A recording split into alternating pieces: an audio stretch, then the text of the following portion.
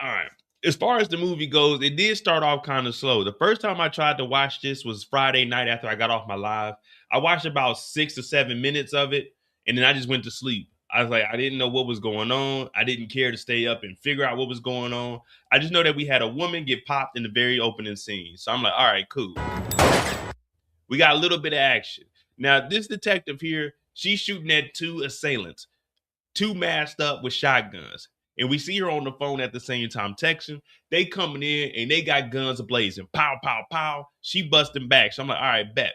Now she's texting somebody and letting them know her phone. Now, she did make a phone call in the car, like no one's gonna be tracing this, no one's gonna be tracking this, blah, blah, blah. This is a burner phone. But she's trying to get a message off because she knows whoever this is, they're coming to kill her. They end up walking her down. They pop her, but she throws the burner phone off into the water.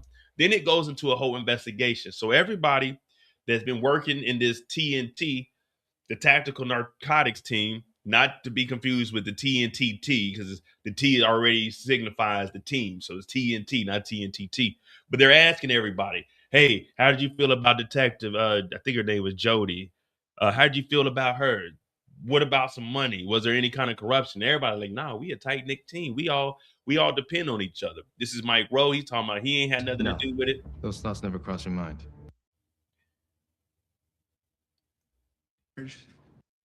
Then we got JD. JD's an officer. His boy is Lieutenant Dane, who got the promotion over him. You know, he was fucking off, but that's his boy. His brother's an FBI agent who is actually asking him about this money that may be missing, about a potential, well, not the money that's missing, because there's no money missing at this point, but they're talking about rips that may have been in progress and this officer getting killed.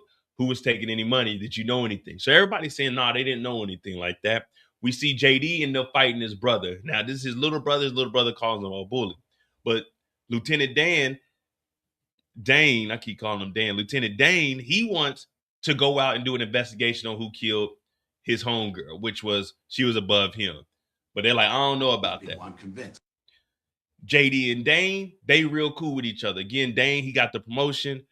JD, he's just working, man. You can tell he's really frustrated. But they're going back and forth. Like, we didn't tell him nothing. We don't know nothing, but we want to go do our own investigation amongst them. So I'm like, all right, cool. We got these two together. Now, are they going to be partners? How it's looking is like they fuck with each other. But as we progress into this show, they aren't messing with each other. It's kind of like one's on the different side, one's not trusting the other. And I'm like, oh man, here we go. I never thought these two would be going against each other, but it would definitely be cool to finally see them do that. What up, Real Leafa?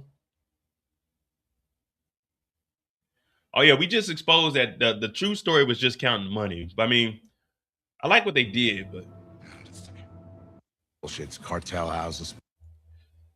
so now we got the whole crew together. We got Lolo, Numa, Mike, and JD. Now, Dane is still on the inside. They're all sitting out here. They drinking on the job. They doing donuts in the parking lot. This is what you do in Miami-Dade. So they sitting around talking about the cartel houses getting knocked over, cops stealing money. Of course, they're the tactical narcotic unit, so they're supposed to go out and make sure that any of this going down, they're the ones the first in the house. They're seizing the drugs. They're getting whatever money it is and, count it up and bringing it back. But allegedly there's some dirty stuff going on, and that's why the detective got shot in the opening scene. They sitting around. The DEA pulls up. DEA pulls up. They got their big ass truck. They chilling. They talking cash money, but no one's really doing anything. The only thing is Dane gets a text message. Well, he gets a phone call back in the office, and it's supposed to be from the tips line. Now he says from the anonymous tip that there's $150,000. That's what he got from the tip. $150,000, a little seizure in the house that they can go and get. Now, before they leave, everyone is asking him how much money. He's telling some people 300,000, some people 200,000, some people 75,000, some people 150,000. Now, at this point, we're looking at it as maybe Dane is crooked, because when Dane is telling us all these different prices, 150,000, 300,000, it's kind of making you look at him as if, all right, when we get there, let's say it's $500,000, he's going to put 200 off to the side, tell someone else it's 300. So when they count it, you know what I mean? Everyone's going to get different numbers, because it's the way it's setting it up is like, damn, okay, Dane is about to be crooked as hell. That was my first thought. I was like, damn, all right, so he's crooked. He's not telling anyone the same amount of money. Um, the currency is about to be off. So I'm like, all right, we must be going into this house, or we must be the ones that did the shooting of the detective. So I did like that right there. It was throwing us off, but we'll figure out why he was doing that a little bit later on. I'm going regardless. Boy, Wilbur, good boy. All right, what do we say?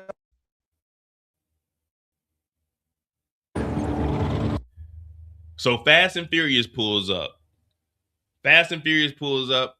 We got a couple of whips. We got a truck. We got a bike. They pull up to the house. They don't have a search warrant, but what they do have is an anonymous tip. And with that anonymous tip, there is a little bit of suspicion. But if the lady allows them to come in and just look for quote unquote drugs, not the actual money, if they find the money, good. That means they didn't need a warrant. Usually they'll let you in. If they know they don't have any drugs and they're here looking for drugs, then they'll let you in, but not knowing that the dog is going to hit on money. So that was their plan. Tell her we're looking for drugs. Since there's no drugs in the house, if we find the money, then we find the money. But that was part of, you know what I mean? So then we got a girl at the door by the name of Desi. Desi, she just sitting here. This is allegedly her grandmother's house. Her grandmother's very, very sick. She's sitting outside like, hey, what y'all got going on? They're like, hey, we need to come in. We got an anonymous tip on some drugs. She's like, well, there ain't no drugs in here. Who are y'all with? They're like, oh, yeah, we with the tactical narcotic unit. We looking for some drugs. She like, yeah, there ain't no drugs in here. But she eventually signs the paperwork and lets them come in. Now, me personally, never. I don't care if they looking for drugs and I ain't got no drugs. Y'all not coming in my house. So never sign off on none of this. Never give them consent to search your house. If they get a warrant, okay, cool. But until then, don't ever let them in your house. Don't even open the door for them. If they need to talk to you, they can talk to you through the door. I don't need to open up the door to talk to you. Or I'll open up the window on the side and I'll talk to you through the screen. Or I'll talk to you through the window on the top floor. But never open up your door and let the police in here. Who gives a damn what they looking for? Ain't nothing here. You know what I mean? They might plot and plant something on you. So she ends up letting them in. But the dog we seen peeing out front name? is hitting on a lot of money. They come into the house. They end up finding the attic. Now, she says she never been up there. This house is junky as hell. Now, in real life, what we found out was this guy actually had a lot of money. He had a legitimate business. And I'm going to say it's legitimate because he was selling gardening products. What they did with the gardening products is what they did, you know? If you come to me and you buy some baking soda from me, don't mean I'm selling you stuff to go make crack. That's you making crack on your own. I just sold you the product. I don't know what you're doing at home, even though he was on a wiretap and talking to people and telling them how to make new strands and how to cultivate all the kinds of different things. But this house is very, very junky. They end up going up into the attic, and this is where they find out that the attic is pristine condition, very, very clean. There. I get this lunch. The fuck?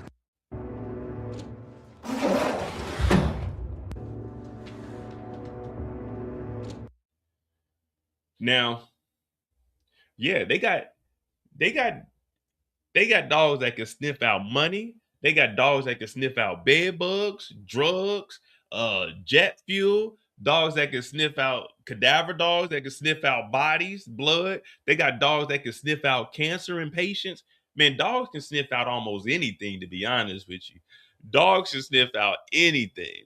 All you gotta do is just train them. They got dogs that do that. They got mice that can do that. They got ferrets that be doing that. They got all kinds of animals that they use to smell stuff. But here in the film, we see them going to an outlet, and there's a cord in the outlet. But in real life, there wasn't an outlet. There's actually a rake with a wire on it. You had to pull the rake, and then the false wall will move. Now, I don't know. I guess you didn't expect no one to go up in the attic, but this is kind of obvious. Like, hey, there's a wire sticking out. What's this wire doing? Hey, there's a random rake in the attic. What's this rake doing? You know what I mean? But I guess if you don't plan on anyone going up there, but you could have did something more innovative than that. Yeah, the dog was barking all goddamn episode. He just rrr, rrr, rrr, rrr. I'm like, all right, man, leave that motherfucker in the car.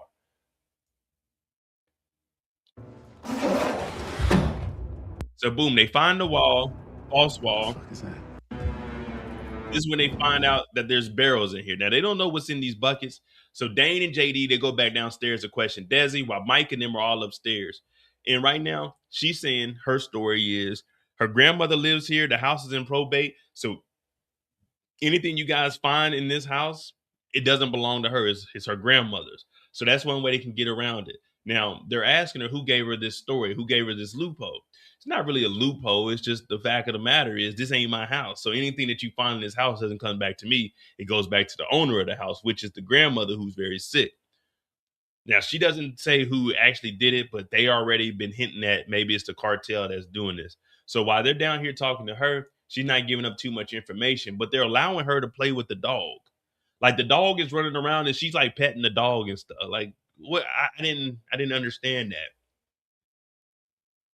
But they go upstairs. They end up finding the money. Micro and them knock it down. He sees how much money is up there and he's telling everyone to leave. So at this point, we're wondering, are we the good guys? Are we the good guys is what we're trying to figure out. Are we the good guys? Hell no. Hell no.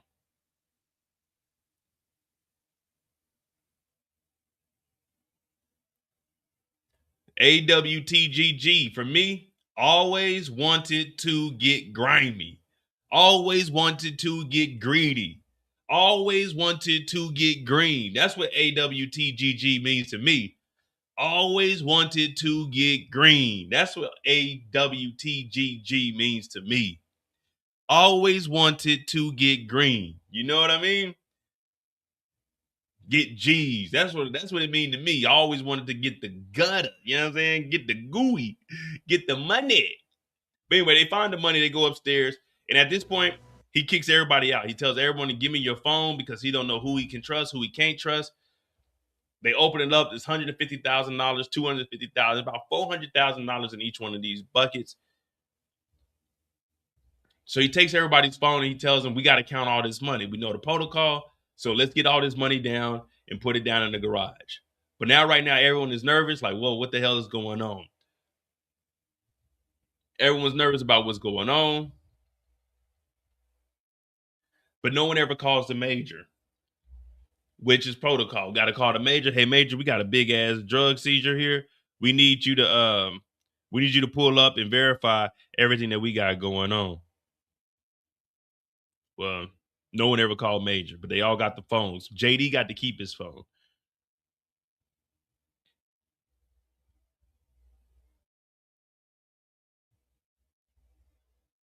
Now, out of nowhere, Lolo talking about, I got to call my girls. I gotta call my girls.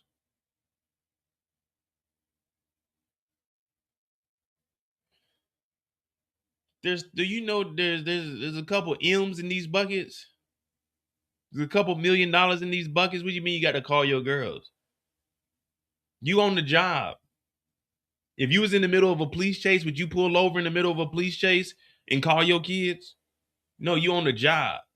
You signed up for a job. You do your damn job and shut that damn dog up over there. You ain't calling them kids. Fuck them kids. You gonna go in that garage, you gonna count that motherfucking money is what you gonna do. You want to say something to your kids, then quit. Turn your badge over. Give me your gun. Go on home. But you're not gonna call them here. You're not gonna call them here. All this money in here, for all I know, you might be the one setting this up, Lolo. Who you think you gonna call, Lolo? It ain't the Ghostbusters. The show the hell ain't your kids. Who you calling, the cartel? You can't call nobody, Lolo. We own the motherfucking job. Call your kids. If your kid's that important, why you take this job? Go get a job at Denny's or something. This here is the Tactical Narcotic Unit. TNT. We work from sun up to sundown. Ain't no calling the kids. My kid died of cancer. You see me over here crying, talking about I need to go to the damn gravesite to talk to my son? No, you can't call your kids. Fuck them kids and shut that dog up and go count that money like I told you to. Take the money to the goddamn garage and count the money. That's your job. I'm the lieutenant on this scene. This is my crime scene. No, you can't call them kids. Matter of fact, fuck that child support too. Matter of fact, I'm going to go to the courthouse and tell the judge to take the kids. I'm going to tell the judge to start garnishing your wages because you obviously don't know how to do what you were told to do. Don't you ever break rank and tell me what you need to do. I tell you what to do. I'm the lieutenant on this crime scene. Last time I checked, there ain't but one lieutenant around here, Lolo. And it ain't you. It sure the hell ain't JD. Numa ain't no motherfucking lieutenant. Mike Roaz sure the fuck ain't no lieutenant in here. Looking down to my bed, my shit say big LT on that motherfucker. Your shit say under LT. That means you need to shut the fuck up and go count that money. Go get in that garage and count that money. The fuck you talking about calling your... You must think this is a playground. I should write you up for insubordination. You know when we get back, I'm reprimanding you for this. This is going on paperwork. This is no longer a verbal. This right here needs to be documented. Talking back to a superior officer. Yeah, that's what got to write you up for this one. Insubordination to the highest degree. No, you can't call your kids. Count the fucking money, Lolo. Get in the garage and count the money. The fuck you talking about calling your kids? Fuck them. They'll go to sleep. You think they need you to go to sleep? They'll go to sleep. When they get tired, they'll go to sleep. Go count that money. Coming in here talking about I got to call my kids, tell them good night. You on child support for a reason. You're a horrible mother. Yeah, I did some reading on your file. I know about you, Lolo. You been behind on child support. Yeah, we know about it. The kids were at your house. They wasn't eating some nights. We know about you, Lolo. The kids were going to school, stomach rumbling because you wasn't giving them breakfast. Yeah, I know about everything on your case, Lolo. Now, I put my neck on the line to bring you on to TNT. I didn't think you were capable of it. But you got that good-ass dog over there. What's his name? Yusuf? Yorkie with the dog name? What's the damn dog name, Lolo? I brought you in here for a reason. But now you telling me you need to call your kids? I told you when I was leaving, I'm going out here. If y'all didn't want to come, don't come. Why the fuck did you come if you felt like you had to call your kids? You thought this was going to be open and shut case. That's what you thought, didn't you, Lolo? You thought our job was easy. You thought we were parking meter. You thought we were the parking meter niggas that walk around and get nigga parking tickets. And we only work 9 to 5. Now, this is the motherfucking TNT, Tactical Narcotics Team. You hear that? Tactical Narcotics Team. That means all of us together collectively. Not one person gets to make a phone call to their kids. If I'm let you make a phone call to the kids, then I gotta let Mike Rowe call his little chick on the side. I gotta let Newman call that nigga Mo up. I gotta let everybody make a phone call. But I don't want nobody to make no phone call because I don't know who we can trust. There's a lot of corruption going on right now, Lolo. And all of a sudden, you just gotta call your kids. We ain't heard you call your kids all year. And now you want to call your kids just mysteriously when we come up on a couple M's, you want to call your kids, huh? You want to give away our location. That's what you want to do. Who you calling, Lolo? Huh? Who you calling? Who you calling? Put her in handcuffs. Sit her next to Desi. Handcuff them both to the chair over there. Handcuff them both to the chair. We can't trust Lolo. Lolo has been compromised. Lolo has been compromised, people. Lolo wants to make a phone call. Lolo doesn't want to count the money. Lolo wants to make a phone call to her kids. Just you wait till we find the money to make a call to your kids. When we were sitting around and we went up in the attic, you ain't want to call your kids then. Now you want to call your kids, Lolo, once the money is found? Something don't sound right, Lolo.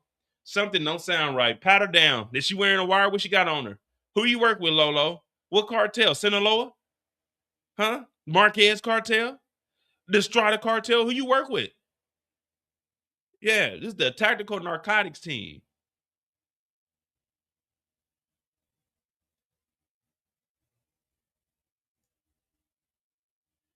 When she said she had to call her kids, I was like, oh, she must be crooked. I ain't gonna lie. I was like, what she need to call her kids so bad for? Fuck them kids. We just found 20, well, we don't know it's 20-something $million.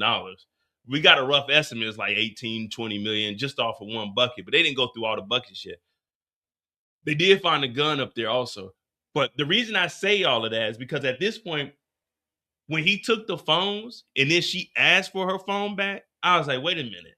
What is she asking for this phone for? Now, they did say when we were talking about the true story, how nerve-wracking it was with all of them sitting around with this amount of money.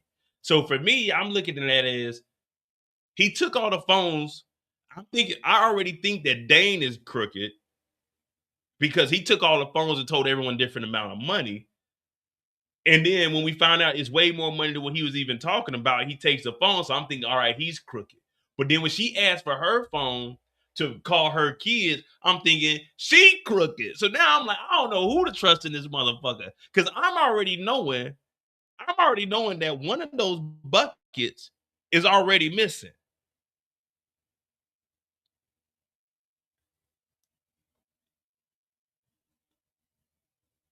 I'm knowing when all the money is getting transferred from upstairs, the bucket to the garage. I'm already knowing one bucket is missing.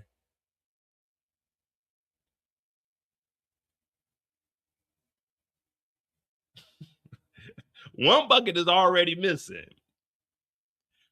One bucket didn't make it to the garage. One bucket made it to the back of my motherfucking Charger. I'm just saying one bucket. It accidentally made it to the back of my Charger. I don't know. I just know it was 19 buckets. All I counted was 19 buckets when we was upstairs. That's all I seen was 19 buckets. 20. Who got 20? Fuck that. Who is Lolo calling? So anyway, Lolo asked for her phone back, and she said she wanted to call her kids, but he don't give the phone to her. Now remember, JD still has his phone, so there's only two people with phones that we know about right now, and it's JD and Dane.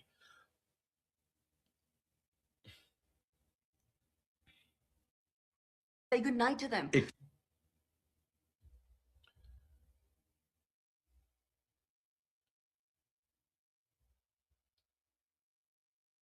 Now in the middle of the night, we get some police officers, the Miami-Dade, showing up. They go outside and they confront them. Dane and JD, and they talking to them. And both of the cops are like, well, we didn't get any heads up for this. And they talking about, well, I'm lieutenant. You know, this is my dog over here. And we got this. We couldn't really tell y'all basically because, you know, there's a lot of corruption going on in the city. And we don't know who Miami-Dade is working with. Now, JD does recognize one of the cops, and he's like, okay, you're one of those guys that were with the, the VAC? The VAC units, which was like stealing money, that would like actually caught stealing money and things of that nature. So they end up driving off and they speed off. So they're like, okay, maybe they got something to do with this. Maybe the block is hot because of these two. Maybe they were watching this house. You know, sometimes a cartel does have police officers on the payroll. So at this point, everything is, the VCAT. Everything is all up in the air because we don't know who we can trust. We don't know if the police are in on this. We don't know if anyone in the house is in on it. We don't know if Lieutenant is on it. We don't know if JD's on it. Now, JD kind of shows us like he's doing some pushback. Like, hey, what are we doing? We're going to call the major. We're going to do this. He's trying to follow things by protocol. Dane is the one that we're really the most iffy about at this point. But they tell the police to leave. The police end up getting the hell up out of here.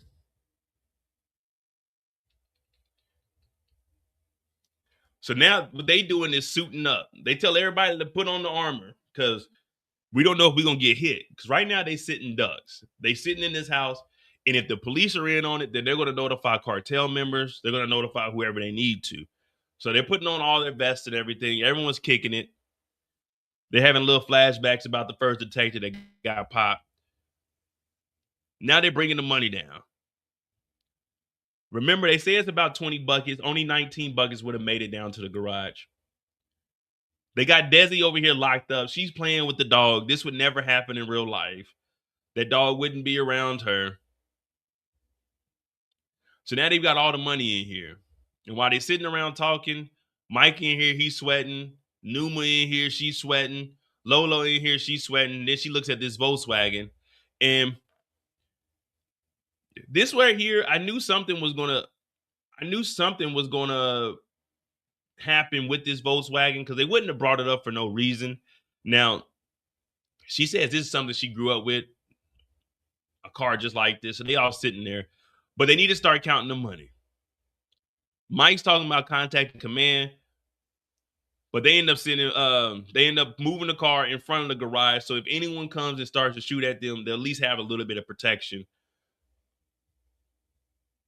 They send Mike's ass outside. Mike, you go do patrols outside. So Mike is outside, and what they're going to do with the money. Any money that's wrapped up that says 250,000, 150,000, just assume that's how much money is in there because it's wrapped up and it's already counted, and they'll only count the loose money. You know, that way they don't have to be here all day. But realistically, I mean, you'd have to photograph all of this, and then when you get back, you'd probably bust it all open. I don't know what the protocol is when it's wrapped up like this. But like he said, they're just gonna take it for what it's worth.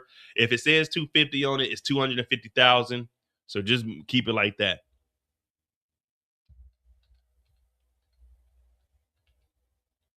Now it turns out when Mike goes outside, Mike actually has a phone. He's texting somebody named Chief. Jackpot, money, not calling command, might be dirty. Now at this point, we don't know who he's texting.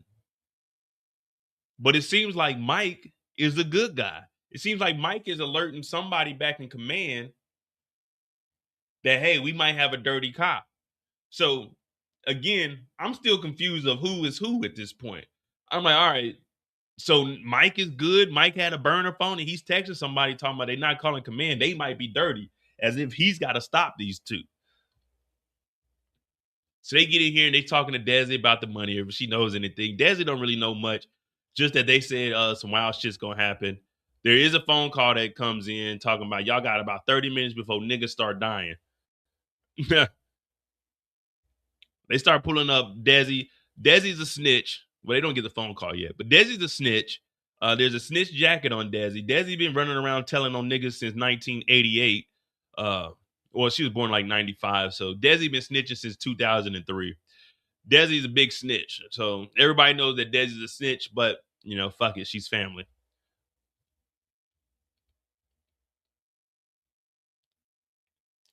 Rapid ID, police department records is blacked out. It's got the red on there, signifying that she was a snitch. You a snitch, kid, Miami-Dade?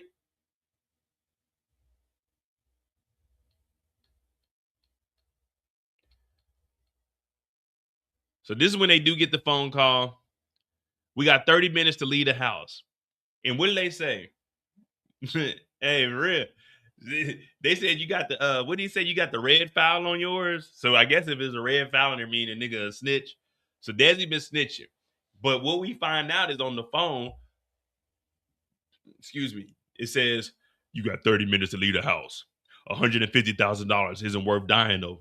So the number is confirmed. The 150,000, not 300,000, not 250, not 75,000, but the 150,000. The only person that knows about 150,000 is Mike Rowe. Numa got 75,000 is what Dane told her. He told JD it was 300,000 and he told Lolo that it was 250. But he told Mike Rowe that it was 150,000 and that's what they said on the phone. Meaning whoever the cartel is working with the police because that anonymous tip was $150,000. Come and get the 150,000, seize that, but leave the rest of the money up in the attic. So would it be 23 million? What did they say? 150,000, 23,850,000. So y'all leave that, take 150,000. That's still a nice little seizure. You can take that, go back in, and leave the house alone. That way, no one else would come and look at the house. They already raided it. This is what they found. So they got 30 minutes before they getting shot up. Get out of the house.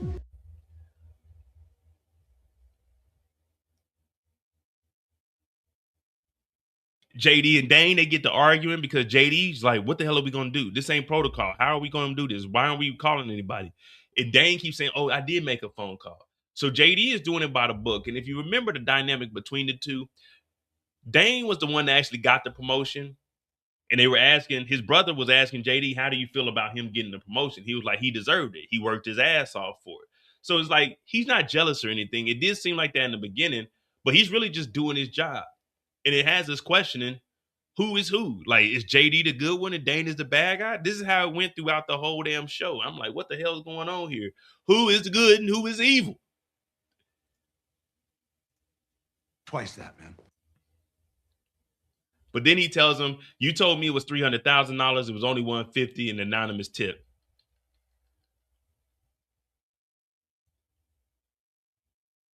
So they start counting out the money. And of course, we hear Lolo talking about, man, you know, with just one of these bricks would do, with just this amount of money, it would change my life. And Numa's over there talking about, yeah, well, let's just count the money. So Numa's like, fuck it, I'm trying to count this money and get home.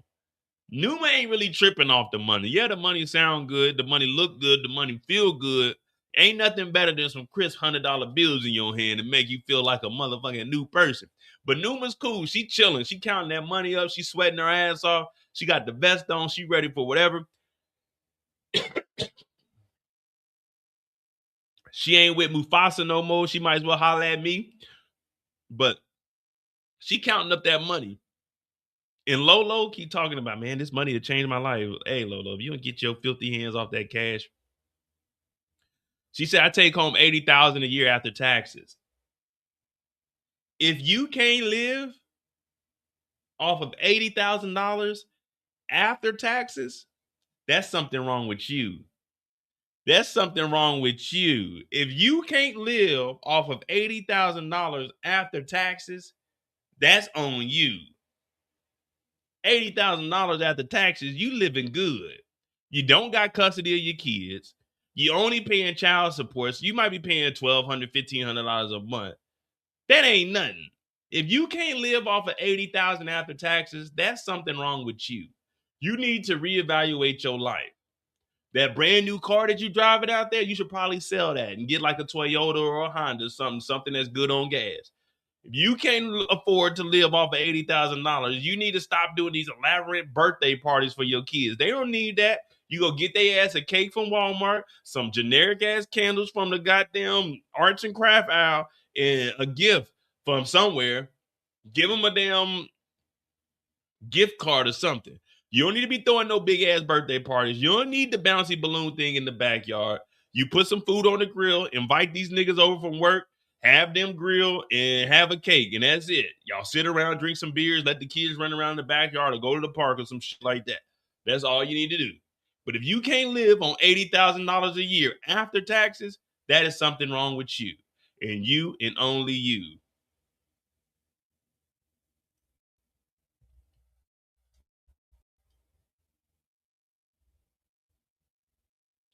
$80,000 after taxes, divide that by 12, divide that by 2, you getting $3,300 a check. She said after taxes. After taxes, she bringing home every 2 weeks. Every 2 weeks, $3,300. Yeah, I know you living in Miami. It's a little expensive, but you might just need to live a little bit further out. You might not need that big ass house. What you need to do is put that house on the market. Sell that house and downgrade. You ain't got no kids. Downgrade to a 2-bedroom. When the kids come over, they get that 1 bedroom. But if you can't survive off of $80,000 a year after taxes, that is something wrong with you. That is something wrong with you. Shit. I can live off of, if I just lived off my disability, $47,000 a year, I would be perfectly fine. I would be able to make $47,000 last a whole year. I can live off of $47,000. I don't need much. All I need is a good Wi-Fi and no insects in the house. You give me some good Wi-Fi and some AC, I'm living like a king. I'm living like a king. If you can't live off 80,000 after taxes, that's on you. That's just poor. That's just poor lifestyle right there. Yeah, well, hey, if y'all don't know how to sacrifice, then that's on y'all. But 80,000 is more than enough for any person to live off of. More than enough. I know niggas making 40,000, 50,000 a year, and they doing just fine. They doing just fine. You can't live off it. She don't even have kids. Her kids is at the daddy house. So you definitely ain't got no expenses. Now, I'm not saying we don't need more. I'm not saying that $150,000 out of here wasn't gonna come up missing. I'm not saying that. I'm not even saying that maybe a stack, maybe 10 bands comes up missing. I'm not even saying that. Because 10 bands, 20 bands would have came up missing. There would have been a new rollie on my arm by the end of the week. Yeah. But anyway, they ain't here counting it up and they just talking about the money. But Numa, she's like, yeah, we'll change her. But Numa ain't really going for it. It's just Lolo that we're looking at like she really needs the money. $80K a year after taxes. Punched cake insulted.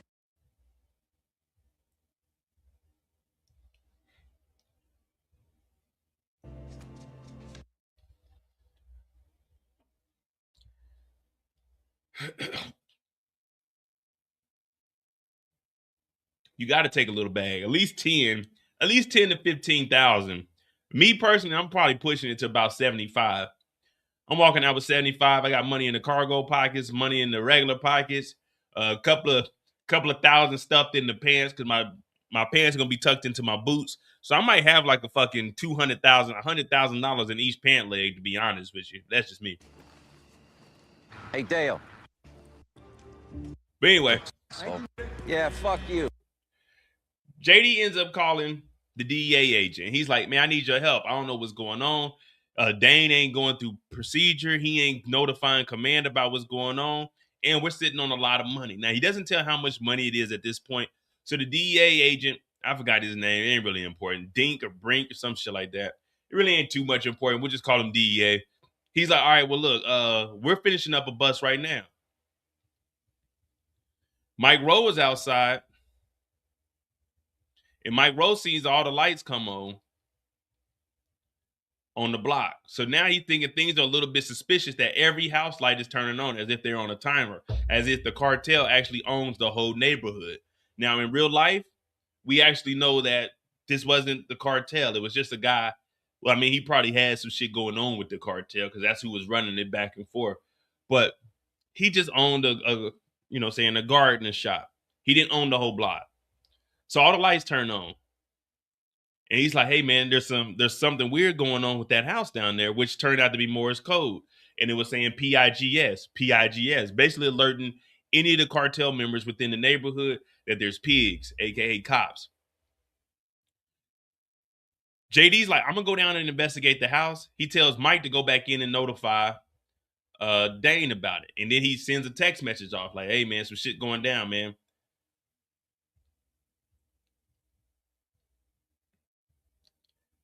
So what we see here is the rip is $150,000. Dane goes into the garage and he's talking to Lolo and Numa, and he's like, look, there's a lot of money in here, but he leaves the door slightly cracked that Desi can hear it, that, hey, they're potentially about to rob. So we hear him and I'm like, oh shit, maybe he is. In my mind, I'm thinking he's about to let everyone get broke off. Hey, just between us three in this room, y'all can all take like $50,000 a piece. Well, look, we all, it's a lot of money in here. You could take like 10, you could take 20, you could take 30, you could take up to like 50,000 a piece. So Desi is hearing all of this. And when Mike comes in the house, she tells Mike, hey, Mike, they're about to steal the money. He's like, what? Who? She said, I heard them talking in the garage. You're going to steal the money, Mike. So Mike goes in there. And Dane like, what you doing in here? He said, oh, man, JD told me to come and tell you that there's a house up the street. He went to investigate it by himself. He said, all right, well, take your ass back outside. So the girls are in there, and then they get a phone call. And this phone call says people are going to start dying in 10 minutes. Get the F out. While that's going on, JD finally makes it to the other house. He's in here, but we see a gun get pulled up to the back of his head, and we don't know who exactly it is. Now, while they're outside, Mike and Dane are talking. Ain't nothing going on. You're thinking that Dane is about to shoot Mike in the back of the head because he seems crooked. So he tells Mike to go back into the house, and Dane goes to the other house. But he's looking at him, and I'm like, oh, shit, he about to pop this nigga in the middle of the street. But he lets Mike go back into the house. So I'm like, all right, cool. Nothing to see here. Like I said, we already went over this. He gets a text. So he's texting Maddie, the DEA agent, and he texts back, hey, no Crime Stopper tip was called in. The evidence Sarge has no record. I told you to watch your back. So Maddie, the DEA agent, the whole time is saying that Dane, Lieutenant Dane, is actually crooked, which we've already been looking at. And this right here pretty much solidified, like, damn, Dane is crooked. We were right about Dane being crooked. But as he goes upstairs, we see that there's a gun behind his head. Mike goes in there. He's watching them count the money. He's sitting around, and they're saying it's about $20 million. They show back up. Then out of nowhere, the lights get turned off. Boom, lights off. Turn on your lights, your flashlights. Keep them down. But after that,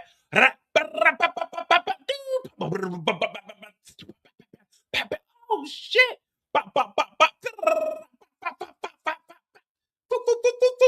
I'm talking about bullets are going everywhere. Dot, dot, dot, dot, dot. But they put the Volkswagen in their front, so everyone is safe so far for the most part. We letting off shots back. Desi's in the kitchen. She getting shot at. She covers up the dog, man. Fuck that dog. Dane is letting off shots. Mike is letting off shots. But then Lolo gets hit. She's like, oh, fuck, I got hit in my shin. Oh, my God. Where's the dog? Where's the dog? So everybody's in here. Desi in here with her coochie cutters on. She's scared. Mike goes outside. I mean, not Mike. Lieutenant Dan goes outside and he realizes that all the cars on the block are shot up. So these niggas, not only did they shoot up the whole house, they shot all the cars that were in the street too. Because remember, they parked in the cul-de-sac like it was Fast and Furious, how they pulled up to a, it's like a race meet. So they shot up all the cars and shot up the house too. They go outside and they don't see anything. But then they see a nigga on the roof. Niggas start running across the roof like, oh shit, what the hell is going on here? Is that JD? We don't know who the fuck it is. Just some random nigga goddamn running, jumping across the roof. So I'm like, all right, good. We got some hot pursuit. But then there's a guy to the right. To our right, Dane. They put his ass down. Pop, pop, pop, pop, pop, pop. They letting off. You see that right there, Mike Rowe letting that thing go. No ping, ping, ping, ping, because no one had silencers on. They had that motherfucker talking. They let that thing breathe. Pop, pop, pop, pop, pop, pop, pop. They chasing them backyard. Pop, pop, pop, pop. He ends up hopping in the back of a truck. Pop, pop, pop. They keep shooting at the truck. Ain't nobody hitting shit. Ain't nobody popping up dead. Anyone got all these guns and ain't no one popping up dead. They keep chasing them. The truck drive off. Damn, nothing happened. They go back to the house. They're like, what the fuck, man? Then, out of nowhere, a cartel member comes out. We like, oh, shit, cartel member. In my mind, I'm thinking it's cartel. Shoot this motherfucker. I don't care if he's cartel or not. Shoot this motherfucker. Any nigga that came outside with a gun that night would have been dead. If I'm on the TNT, anybody that came outside with a gun that night would have been dead. It ain't no talking. You said you part of the cartel. That means you got to die tonight. Anyone that shows up with a gun at this point, they might as well plan the funeral because it's over with. I'm chopping them down. I ain't talking. There ain't no put your hands up. We ain't got no body cams on. I'm letting that thing breathe. I'm talking about catching bodies. We already let one guy get away. We not letting this guy get away. But out of nowhere, JD pops up. JD pop up like, no. He's part of the cartel. He's part of the cartel. So then he calls the cartel, and the cartel is talking about, hey, man, we ain't have nothing to do with that. That wasn't us tonight. We didn't have, let us continue to do our illegal activities, but we didn't have anything to do with that, hombre.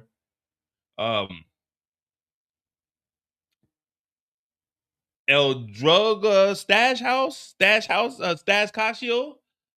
Stash Casa, no Hitman, no bueno.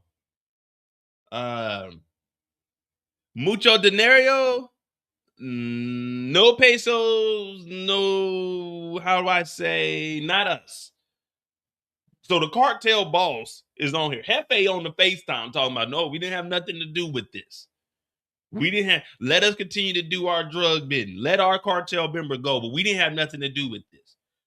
So I'm like, wait a minute. The cartel is begging the tactical narcotics team for forgiveness and like, wait a minute. So they called Mexico, the cartel boss, Hefe, talking about we ain't had nothing to do. Get the fuck off the phone. This nigga's getting arrested. This nigga's part of the cartel. How the hell did y'all know about all this going on? Now, he was in the house signaling, but you know what I mean? So they end up calling, whatever, and the cartel's like, yeah, we ain't had nothing to do with this. I'm like, all right, that's a little far-fetched.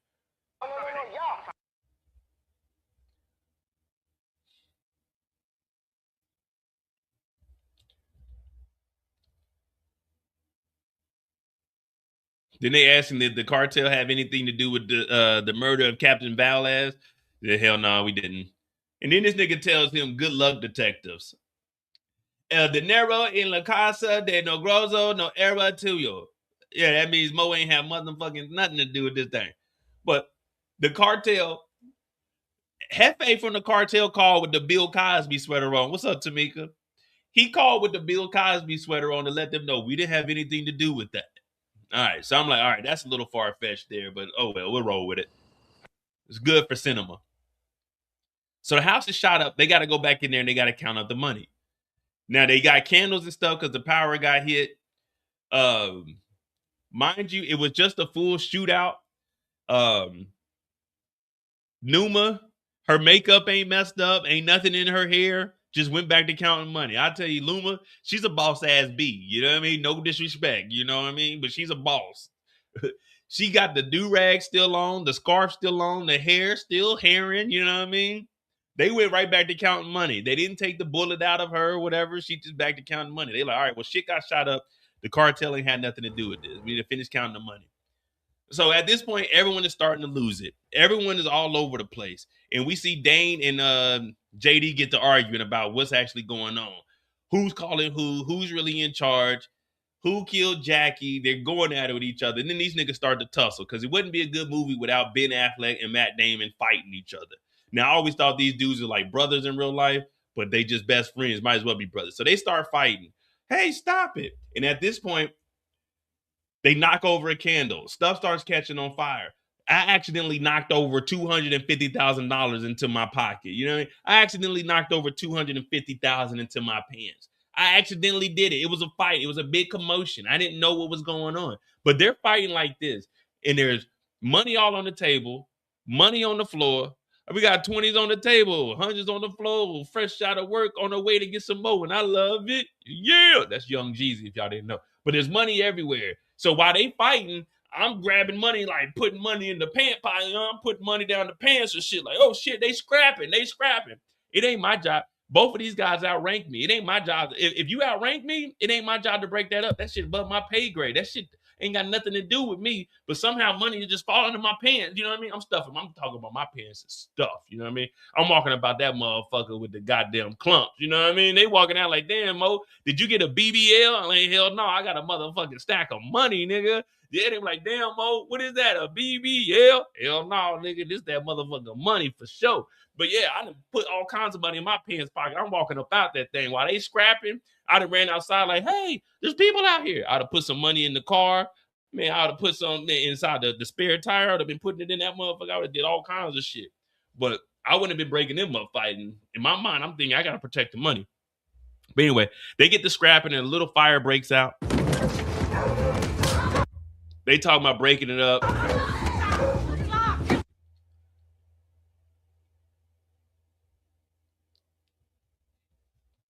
So right now, no one can be trusted. Now, Mike, he goes to the bathroom and he's looking for his burner phone because he's trying to make some calls. Mike trying to make some calls like, hey, man, these niggas is acting a damn fool. They acting a damn fool, but he ain't got his phone on him. And then Dane ends up calling Maddie. I mean, not Dane. JD ends up calling Maddie like, hey, Dane is making a rip. He's stealing the money. Oh, man, I'm telling you, I ain't feeling good, man. Maddie's talking about, all right, I'm inbound. I got the armored truck. And then we're sitting on 20 mil. So he's like, 20 mil. But remember, it was only supposed to be 150,000. So 20 million is crazy. But he's telling them that we're going to have you pick us up and you're going to take us to the Jackson Memorial where we can count the money in a secure location so the cartel won't be able to get to us. And Mike is like, hey, man, how you see my phone? Because I had a burner. I was trying to make some phone calls. Help us out. Well, as they count the money, Dane actually knows how much money it is because the girl's counting it up. And I think it was 20,640,000 and like 480 or something along that line. Something along that line. So he's telling these two because they were the ones that counted the money. The ones that count the money got to remember the number. So when they go in and be questioned, when they go and get questioned, excuse me, when they go get questioned, they'll be able to numbers add up. So what they do is they stuff all the money into these duffel bags. Thank you. So it's a phone call. They don't answer it. Now, mind you, the house, look at the house. The house just got shot all the way up. And they talking about, let's see if this car runs.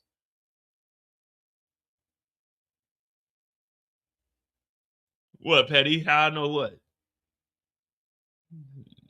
How do I know what? 20,650,200.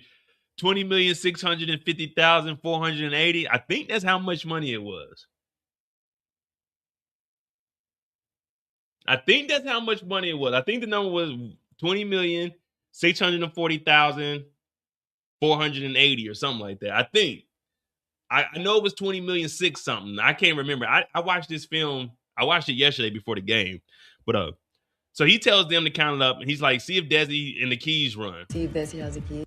Because they shot up all the cars on the outside. Now remember, y'all told me the garage didn't catch on fire. Y'all told me the garage didn't catch on fire. The garage did catch on fire.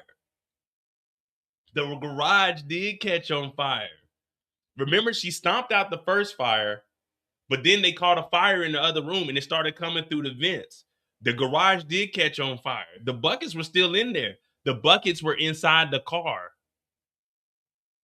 That's inside the garage that's on fire. I knew I wasn't tripping because at the end, well, we'll get there when we get there. But I was like, the fire was literally in the same room as the car in the garage. I was like, I ain't gonna say nothing. It is TV, film, music, TV, and all that other MTV Music Awards. But I was like, the fire was literally in the room with the money and the car. That's where the fire started. Look, the fire is here. They got the duffel bags. The car is here.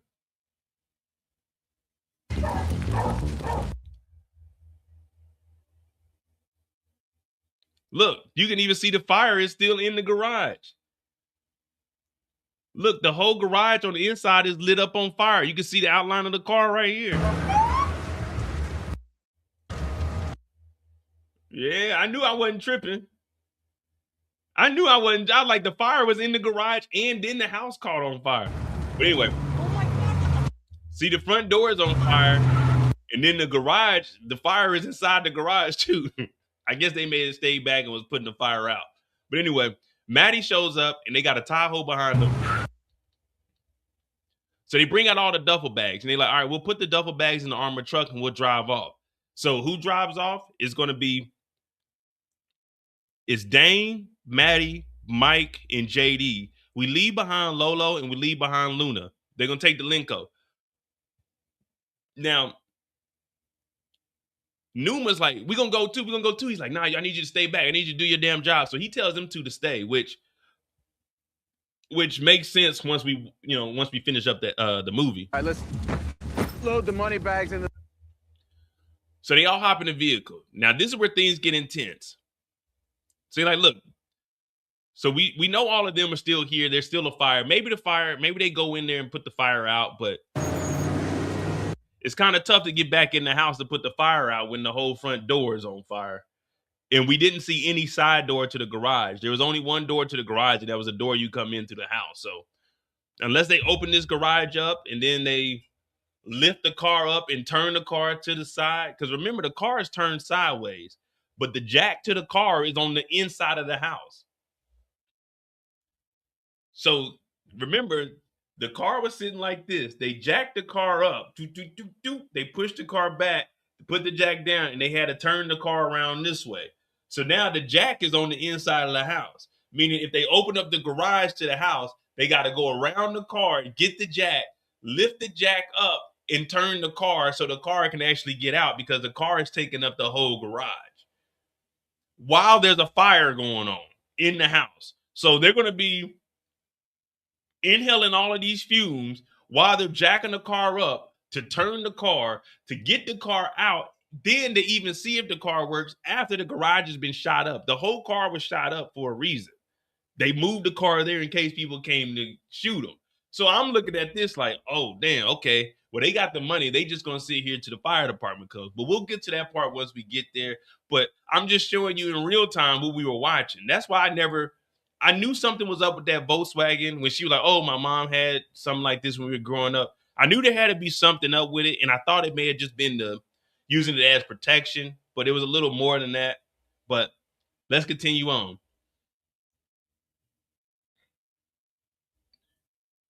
No one on this street is calling for anything because remember, in the film, in this, technically, everybody, all these houses are owned by the cartel because remember, all the lights came on. So all this shooting and stuff, no one's calling anything in because the way they got it set up for us, the presentation is they own the whole block, Maybe they own the next block too, because I mean, it's TV, guys. So we're just assuming no one outside of this block heard any of the shots, any of the fire or anything. Yeah, and if you lift that garage, as soon as that garage door goes up, it's gonna be boom, a whole backdraft. All that fire in the garage is about to flame out like that, and it's just gonna make the fire even worse. So this really would have been total disaster. But let's continue on. It's TV. We almost at the end anyway.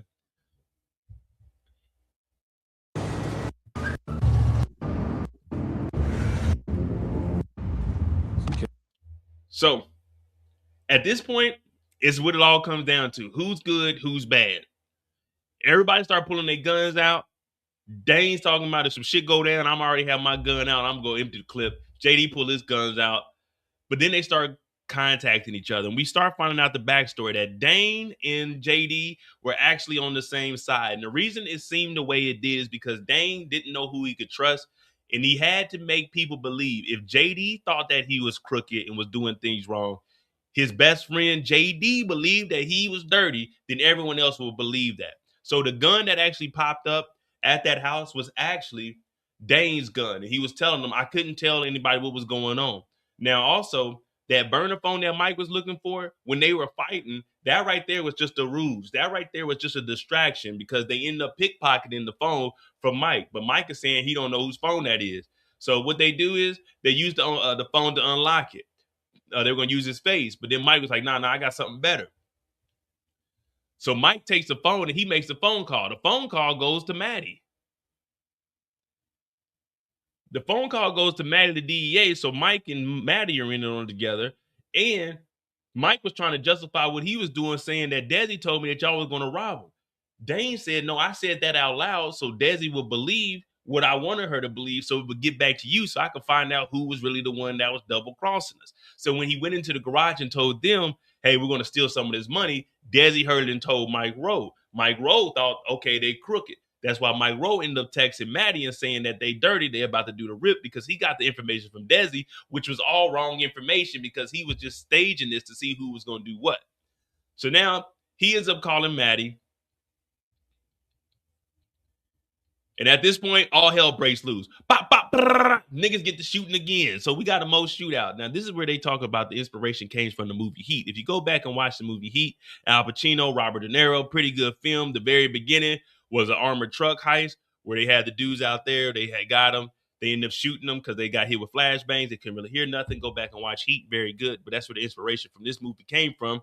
So now Dane and JD are on the same side, but shit ain't going the way they're supposed to. Of course, we already went over this part where they were all talking. He told everybody a different amount of money just to see who was really in and who wasn't.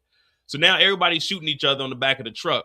They end up running into his brother. So JD texts his brother. He kept saying, I'm going to call my brother. He's an FBI agent. They're like, no. So he sent the location to his brother. So the brother got the location. The FBI is actually sitting out front. And they're like, hey, bring your dumb asses out the truck. We got you surrounded right here. Come on out, Maddie. Come out with your hands up. No one has to get hurt. So everyone's sitting in there. But then niggas like, man, I ain't going out like no hoe. So niggas get the bucket again. Pop, pop, pop, pop, pop. Niggas get the shooting. Then everybody start hopping out. Goddamn. We thinking he popped. Oh, shit, he dead. Nope. He get up. He run up out too. Everybody shooting everybody. Everybody running around. He took a duffel bag full of money. He getting the hell up out of here. Pop, pop, pop. They shooting. They talking about, hey, hands up. Lieutenant Dane talking about, hey, I'm police officer. Okay, keep going. Go chase him. He went through the woods. So Maddie Rose running through the woods. Mike Rose running through the woods. Maddie is driving with this. And then we got motherfucking JD shooting out the window with one hand like Terminator. He ain't hitting the motherfucking thing. So they chasing each other down. Boom, boom, boom, boom, boom. He trying to T-bone them off the road. That Lincoln strong as hell. 6 wheels, about probably 10,000 pounds. Oh, yeah, that mug ain't getting turned over like that. Bulletproof too? Yeah, you can run through anything. You run through a bank vault with that mug if you want to. But anyway, he ends up turning him over. Boom, boom, boom. And in the woods, we got the same thing going on. We got Dane versus Matt, or versus Mike, and then Maddie versus JD. Pop, pop, pop. They going at it. He kicks him off the bridge. Mike is getting the best of himself. He's over here getting choked out in the woods. So then he walks over to motherfucking Maddie, and Maddie's like, what you gonna do? You gonna kill me, man? You gonna kill me, man? I done seen everything but Christ. JD's like, yeah, you know what? I am gonna kill you, motherfucker. Now the same thing's going on with Mike and Dane, and then Dane kicks the bag over to him. And well, guess what? Inside that bag, it wasn't no money. The duffel bags didn't have any money in it. The duffel bags, all those phone books that were in there, they pulled the okie doke. They pulled the okie doke. Instead of putting the money in the duffel bags, Dane knew that this was off. Him and JD knew that somebody wasn't who they say they were. And it turned out to be Maddie and Mike. So instead, those duffel bags were full with books, phone books. The money was still at the house. I said, damn, that was a good plot twist right there. I wasn't expecting that. The old switcheroo. You know what I'm saying? That's the old switcheroo. That's the okie doke. And on my channel, we don't get hit with the okie doke. We do the okie dokie. We don't get hit with the okie doke. We do the okie dokie. You see what I'm saying? If they hit you with the okie doke, you are not one of us. They pull the okie doke on them. They put the phone books in there. They put the phone books in there. Now, I'm going to show y'all something real quick.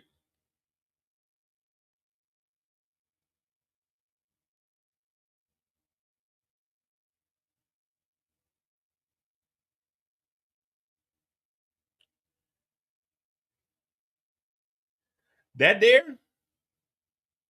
That there? This there? Right there? This little pack right here? That's $200,000 in cash. Just in that little brick like that. That's $200,000 in there, right there. That little thing got some weight to it.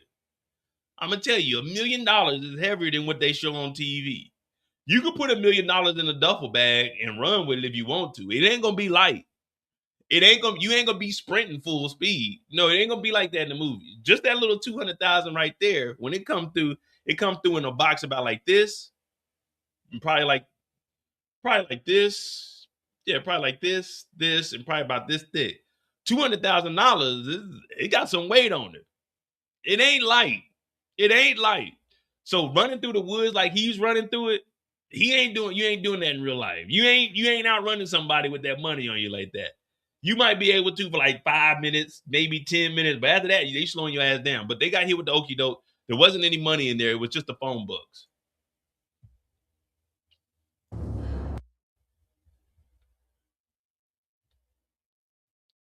Well, JD ends up killing Maddie. Maddie and Mike were the ones that actually took out the agent at the beginning.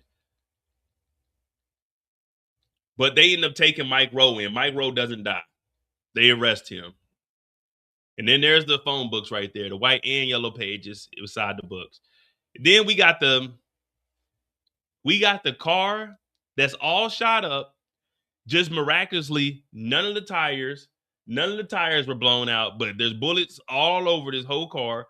No tire got hit. The engine block was good to go. The gas tank ain't nothing get hit. Just the car got shot all the way up. They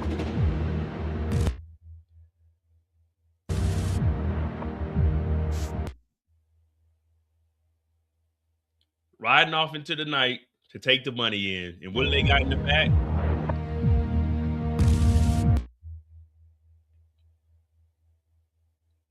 They got Desi and the dog in the back. Oh, oh, oh, oh, oh, oh. That's all we heard all goddamn movie. Oh, oh. That damn dog. Shut that dog up, man. Shut that fucking dog. Oh, oh, oh. Like, shut that motherfucking dog up. Put a goddamn muzzle on that mother. You ain't got to put that shit in the car or something. Oh, oh, oh. Like, dog, shut that motherfucking bagel up.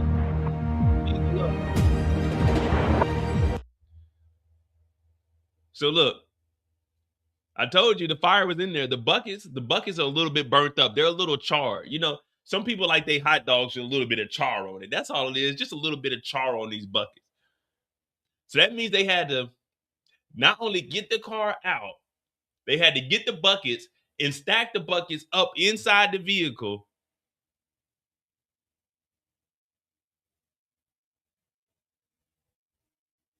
They had to put the money back in the buckets, put the buckets to the side where no one sees them, because Mike helped them bring out the bags. So hide the bucket somewhere, go back into the fire. The buckets are on fire, so they're literally sitting next to it. Turn the vehicle around, see if the vehicle works. But Desi doesn't know if the vehicle works because this is her grandmother's house. The car probably hasn't been driven in years. They got to turn the car around, see if the car works, take the buckets that are on fire, put the buckets and stack 20 buckets inside the back of this vehicle. Perfect enough that all 20 of them will fit. So that means 1, 2, 3, 4, 5, 6. So if they do 3 rows, that's 18 across. And then they probably got 2 buckets in the back to give us our last 20 or 2 in the back seat. But they had to do all of that. They had to do all of that. And you mean to tell me they did all of that while Lolo got a bullet in her leg? Lolo got a bullet in her leg. Y'all remember Lolo got shot. So Numa did all of this by herself? Numa in there, I've been working on the railroad all the live long day. She just stacking this shit up. Lolo in the front seat. Desi in the back seat with the dog. Got to jump start the car. We don't even know if the car works. Talking about is the keys in there. That car would definitely need a jump. That motherfucker hasn't been driven in years. So they had to do all of this to get the car up out the fire, turn the vehicle around, jump start the car, fill it up with all the buckets, fight the fire off the buckets, and then drive it on out. Just a look. Yeah, she did say she was grazed. Because she did say, if you don't have she wasn't just grazed because she couldn't have just been grazed. If she was just grazed, then they wouldn't have needed to wrap it up. There wouldn't have been excessive bleeding if it was just a graze. Somebody lying. I remember when she did say that, Candy, because she did say, if you didn't get grazed by a bullet, shut up in there. We got more serious things to worry about. So wait a minute. What you need a bandage for if you just got grazed? Oh yeah. Somehow, hey, the car gave out, man.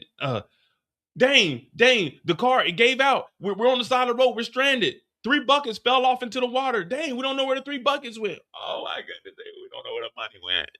Oh yeah. Anyway.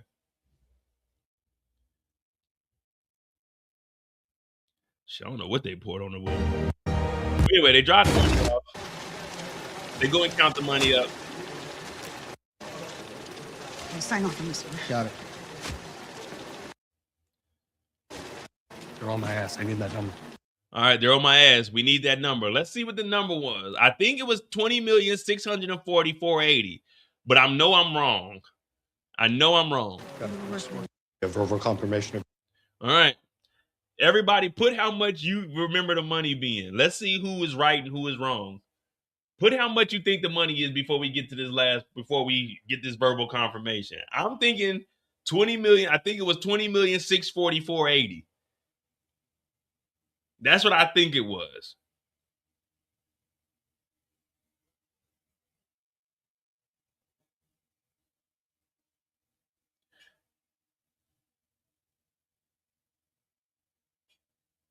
Let me see if y'all remember the count.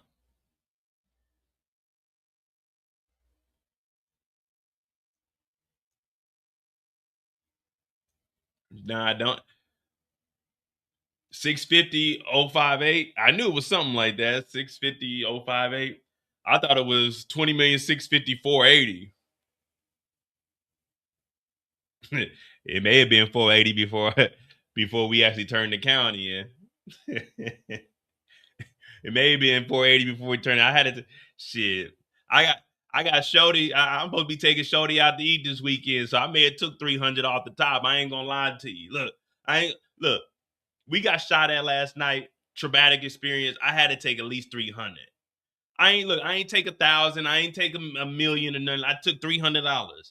If y'all can't live without $300, then there's something wrong. Like, I took $300. I'm gonna be honest with y'all. I took 300. 300 was the least. Like, come on, man. $300. Y'all can give me that. Y'all already ain't giving us overtime, and we just worked overtime on this case. Your count? Yes. Yes. What's your count, Lolo? What's your count, Lolo? We don't want to hear yes, yes, Lolo. What's the count? 20,650.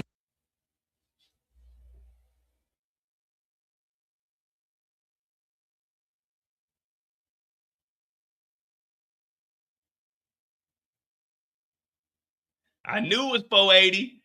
I knew it was 480. 26,504. I knew it. I knew it. Kendall is a thief.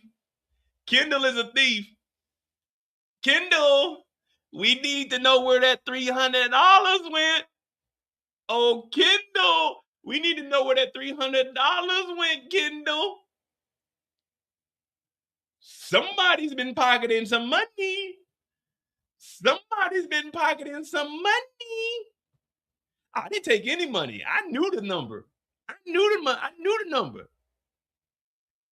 I knew the number. Kendall, your number ain't right. Kendall, you off. Kendall, you off. You off, I'm going to say about $322. Kendall, I can't believe you took $322. Where'd you get the $2 from? Hey, see?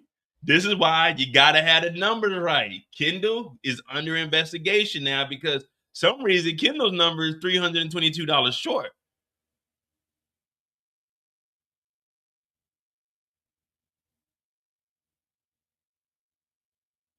Oh no, not $322.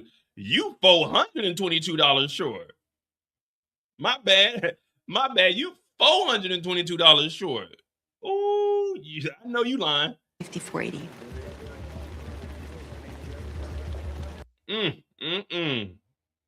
I would have never thought it'd be Kendall. You have a number for me? 20,650,480. 20,650,480. All right. So that's pretty much the end of the movie there. Everybody's cool with each other. That's the number we got, the running total.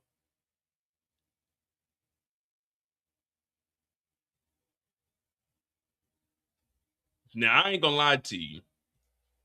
If it was my team, we would have turned in 15 million. We probably would have turned in about $12 million, to be honest with you. Everybody's getting the M out of this, and then the rest I'm gonna put away.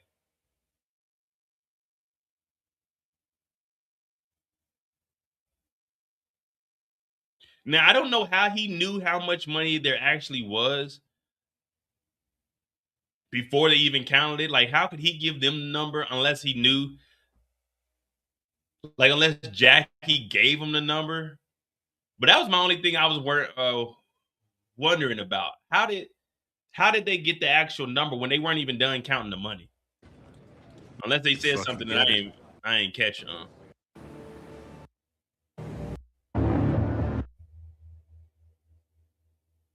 But there you go, man.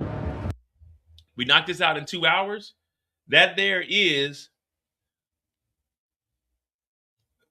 the live review of The Rip on Netflix. I give it an 8. Compared to what actually happened, none of this happened. The only thing that did happen was there was money in there and they counted it for a whole day. There wasn't any shootouts or anything. There wasn't anybody crooked.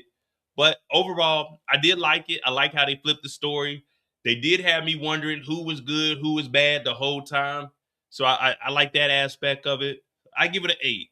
I definitely give it an 8. I think I would have been able to give it a 9 or 10 if the true story, like, don't tell me this is based on a true story, but don't give me none of the true story. Don't just give me the money aspect. I can make a true story about my life and saying that I had $50 million, but it's only like $50,000. You know, I can over exaggerate something like that, but don't tell me that there's all this action and ain't that action. But I do like how they did it. I never, till the very end, I didn't know who was good and who was bad.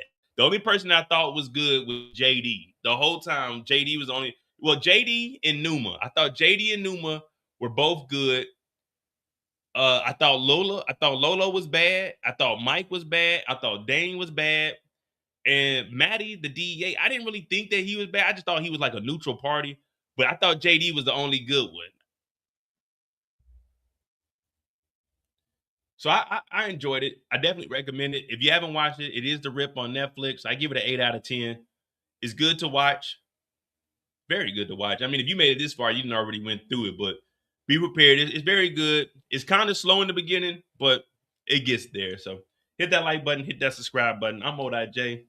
I appreciate you.